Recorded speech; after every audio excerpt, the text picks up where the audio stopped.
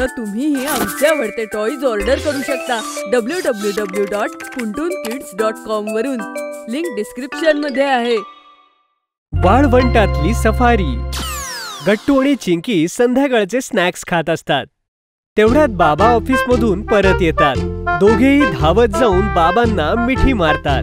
बाबा बाळांनो, आज मी तुमच्यासाठी एक सरप्राईज घेऊन आलोय. काय बाबा, सांगा ना लवकर. हे घ्या. हे काय आहे बाबा? हे आहेत इंटरनॅशनल कॅमल फेस्टिवलचे फॅमिली पासेस. आता तयारीला लागा. आता आपण थार वाळवंटात फिरायला जाणार आहोत. दोन्ही मुलं पासेस पाहून खूप खुश होऊन जातात. वाव, आपण डेझर्ट सफारी करणार? उंटावर बसणार बाबा? हो. कोणत्या शहरात बाबा? बेटा, हे बिकानेर मध्ये होणार आहे. बिकानेर आपल्या डेझर्ट खाण्यापिण्यासाठी आणि वेशभूषेसाठी प्रसिद्ध आहे. त्यासोबतच तिथे आंतरराष्ट्रीय कॅमल फेस्टिवल होतो. तिथेच ओटोची मोठी संस्था बनलेली आहे. खरं? हो. आणि आनंदाची बातमी ही आहे की शर्मा अंकलनी मला त्याच उत्सवाच्या पासेस दिले आहेत आपल्या विंटर वेकेशन करता. कसं असेल वाळवंट? खूप माती असेल. मी तर फक्त YouTube वर बघितलंय.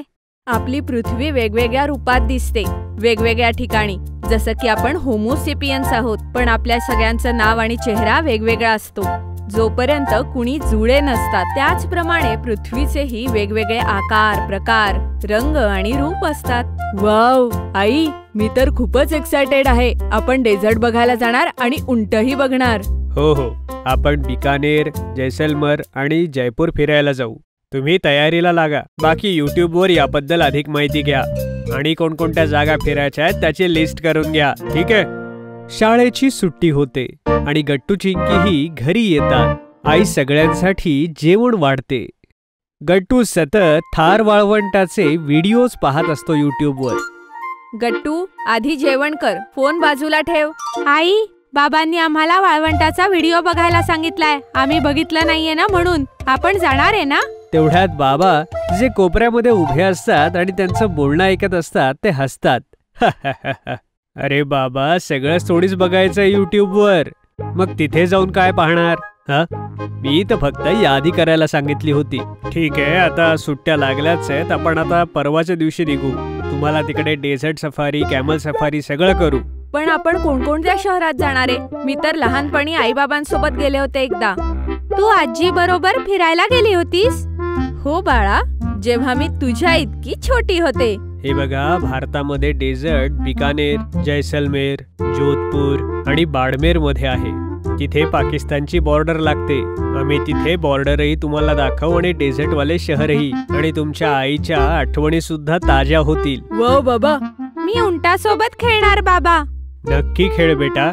आणि काहीच दिवसामध्ये सगळेजण फ्लाईटने राजस्थानला फिरायला जातात. जोधपूरला उतरल्यावर बाबा एक कॅब करतात, ज्याद्वारे सगळेजण जैसलमेर साठी निघतात. डेझर्ट बघून गट्टू चिंकी अगदी अचंबित होतात. बाप रे, एवढी माती बाबा. अरे, या तर मातीच्या टेकड्या दिसतात. हो बेटा, हे मातीचे डोंगरच तर आहेत. पण या डोंगरांचं सौंदर्य म्हणजे हे आहे की ते हवेसोबत उडूनही जातात आणि आपली जागाही बदलत राहतात. अरे बाप रे, उडणाऱ्या टेकड्या. इथे तर पाणीच नाहीये बाबा. इथली लोक आंघोळ कशी करत असतील? झाडं रोपही दिसत नाहीये. बेटा, इथे कालवे केलेले आहेत. बिकानेरचे राजा गंगासिंग द्वारा, जो जैसलमेर पर्यंत येतो. कालवा म्हणजे बाबा? नद्यांमधून पाणी काढून त्या जागेवरती पाठवलं जातं जिथे पाणी नाहीये. अगोदर इथे अजिबात पाणी नव्हतं, पण आता प्रत्येकाच्या घरात आवश्यकते एवढं पाणी मिळतं. आणि हो मुलांनो, तुम्हाला इथे निवडुंग, खडे आणि ती छोटी झुडप, झाडं आणि रोपं मिळतील, ज्यांना मोठं होण्यासाठी कमी पाणी लागतं. हो, निसर्ग आपल्या परीनं किती सुंदर काम करतो. पाण्याची कमी आवश्यकता असते तर ही झाडं अगदी छान वाढतात. चला, आता आपण संगच्या वाळवंटात जाऊ. सगळेजण जैसलमेरच्या समच्या वाळवंटात जातात. तिथे फक्त दूर दूर पर्यंत पसरलेलं वाळवंट होतं. बरेचसे कालबिलाईची लोक नाचत असतात आणि काही लोक फिरून फिरून प्रवाशांना उंटावरून सफर घडवत असतात. बाबा, मलाही उंटावर बसायचंय. हो बाबा, आणि त्यानंतर नाचायचं सुद्धा आहे, त्या बायकांसारखं. ठीक आहे, आपण एक एक करून सगळ्या ऍक्टिव्हिटीज करू. बाबा इशाऱ्याने उंटवाल्याला बोलवतात. दादा, आम्हाला सगळ्यांना उंटाची सफर करायची आहे. तुम्हाला 2 उंट लागतील. एकावर एक मोठा आणि एकावर एक लहान मुलगा बसेल. हो ठीक आहे. थोड्या वेळाने एका उंटावर बाबा आणि चिंकी आणि दुसऱ्या उंटावर आई आणि गट्टू बसतात. जेव्हा उंट उठू लागतो तेव्हा दोन्ही मुलं आनंदाने जोरजोरात हसू लागतात. आली का मजा चिंकी? हो बाबा, ते बघा पूर्ण वाळवंट दिसतंय. किती छान दिसतंय, एकदम सोन्यासारखं. त्यासाठी आमच्या सगळ्यांना सोन्याची धरती म्हणतात बेटा. कारण जेव्हा सूर्याचे किरण यावरती पडतात त्यावेळेला एकदम सोन्यासारखे चमकदार दिसतात. हो, एकदम सोन्यासारखं दिसतंय सगळं. अर्धा तास फिरल्यानंतर सगळेजण खाली उतरतात आणि गट्टू चिंकी लगेचच कालबेलियाकडे धावतात. आई बाबाही त्यांच्या मागे मागे जातात. अरे बाबा, जरा हळू पळा. कालबेलिया जोर जोरात गाणी म्हणत असतात. ते बीनही वाजवत असतात. हे काय आहे आई? हे गारुडी आहेत बाळा. पुंगी वाजवून सापांना पकडतात. त्यांचं संगीत जगात प्रसिद्ध आहे. चिंकी तर आनंदाने जोर जोरात नाचू लागते. तिला बघून गट्टू देखील स्वतःला रोखू शकत नाही. तोही नाचू लागतो.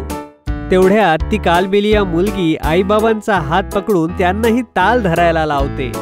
सगळे अगदी मस्त होऊन त्या वाळवंटाच्या धरतीचा आनंद घेत असतात. नाचता नाचता आई म्हणते, विसरू नका, आपल्याला मुलांना बॉर्डरही दाखवायची आहे. हो हो, लक्षात आहे माझ्या. लगेच निघूयात आपण. मी कॅबवाल्याला बोलावून घेतो. थोड्या वेळात कॅबमध्ये बसून सगळेजण जैसलमेरकडे बॉर्डरच्या दिशेने निघतात. बाबा, ही तर मातीच माती दिसतीये सगळीकडे आणि काहीच नाहीये. बेटा, थार वाळवंट जगातल्या मोठ्या वाळवंटापैकी एक मानलं जातं.